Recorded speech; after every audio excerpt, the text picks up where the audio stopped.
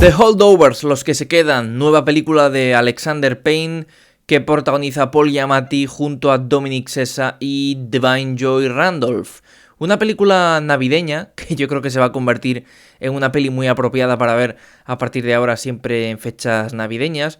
Y una película muy del estilo del director de Alexander Payne, que ha hecho pelis como Sideways, Entre Copas o Los Descendientes en los últimos 20 años, una en 2004, la otra en 2011, ha hecho más películas por supuesto, pero estas dos seguramente sean las que, bueno, pues más han repercutido. También hizo Nebraska, por ejemplo, en 2013, en fin, ha estrenado en 2023 The Holdovers, los que se quedan, y ha recibido, bueno, pues muchas críticas positivas, a la que yo me he sumado además con mi primera reacción, y aquí quiero hablar un poquito más de esa película porque realmente me gustó bastante.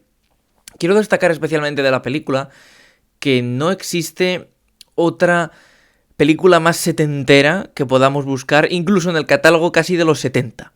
Es decir, la película ya no solo se sitúa en 1970, sino que además emula ser una película de 1970 a nivel visual, a nivel sonoro.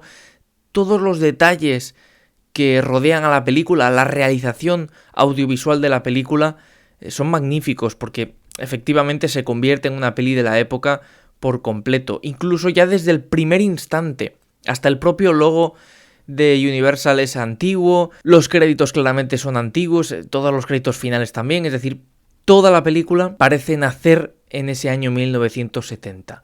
Lo cual es muy curioso, pues porque ha llegado más de 50 años después de ese año concreto en el que se sitúa, ¿no? Pero hace un gran trabajo el equipo de la película en fingir que estás viendo una peli de aquellos tiempos, que ha podido estrenarse hace 53 años y que tú pues acabas de encontrar en una biblioteca o por internet y has dicho, venga, la voy a ver. Y justo resulta que tiene esta calidad en la imagen, en el audio, hasta, como digo, los títulos de crédito, todo pues salido, digamos, de esa época sin una producción moderna. Muy buena labor a la hora de, pues, igualarse a aquella época, ¿verdad? Y poder imitarla con mucha maestría.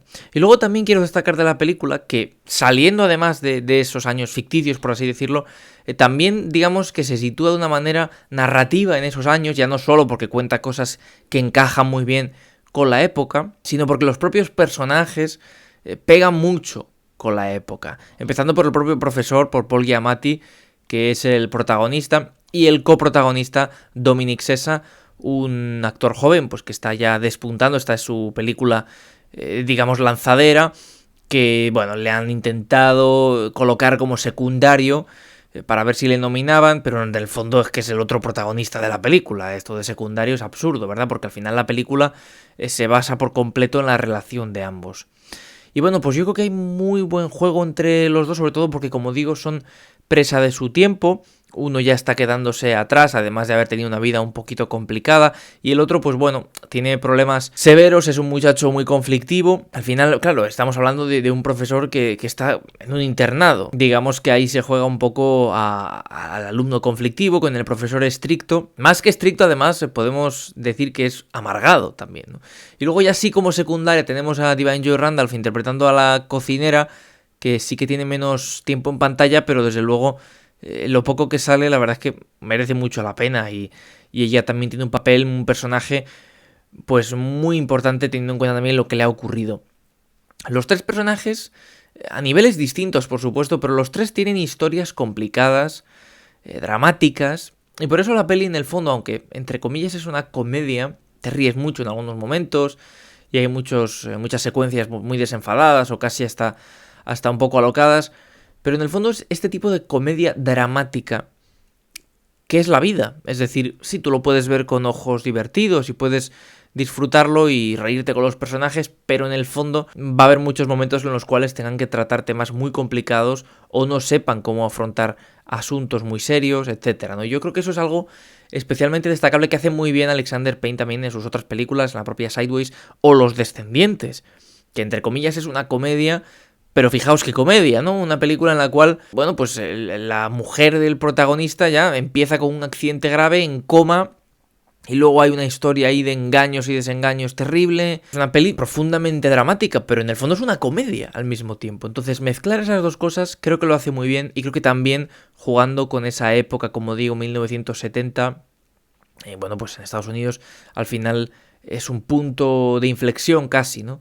Y en el mundo, teniendo en cuenta que los 60 habían transformado por completo el mundo y los 70 ya era como una nueva era, ¿verdad? Entonces, bueno, pues también el tema sociopolítico es muy importante también en la película. Al final, pues uno de los personajes ha tenido una pérdida en Vietnam, es decir, hay circunstancias bastante importantes, dramáticas, como digo, pero que conjugan muy bien con esa comedia, ¿verdad? Y bueno, yo creo que es una película que es casi imposible no disfrutar de alguna manera. Te haga sentir más o menos, vas a salir contento. Y eso es algo muy importante para este tipo de películas. Y no contento porque salgas riéndote y disfrutando de la vida y qué maravilloso el día de hoy, sino satisfecho de lo que has visto, tanto como película como experiencia, ¿no?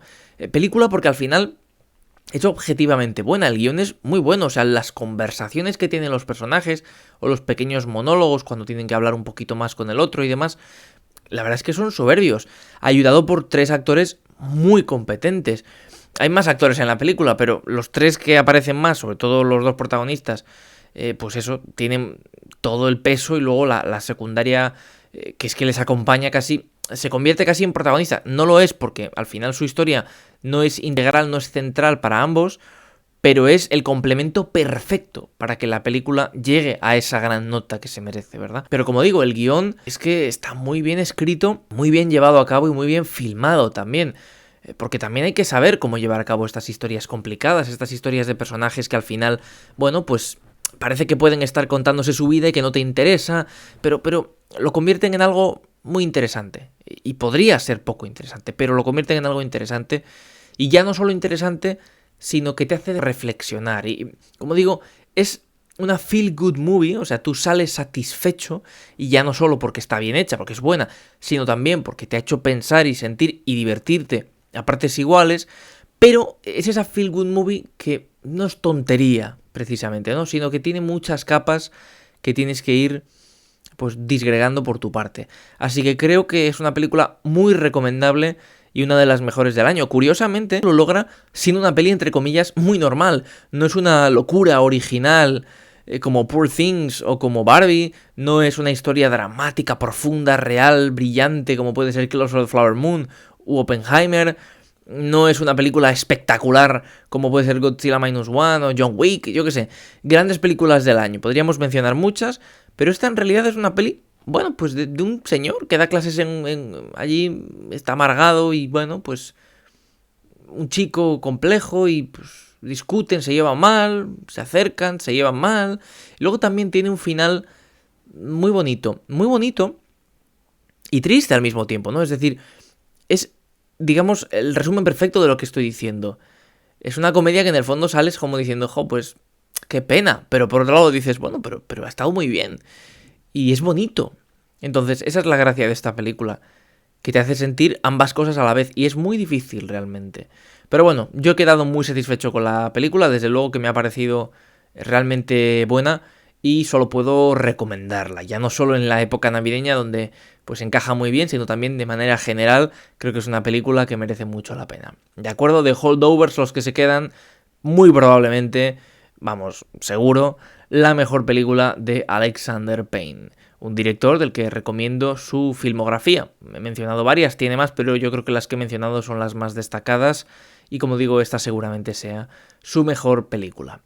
Nada más, muchas gracias como siempre por pasaros por el canal, ya sabéis que en un par de días tenéis otro vídeo y en los comentarios podéis dejarme vuestra opinión de la película. Hasta pronto, gracias.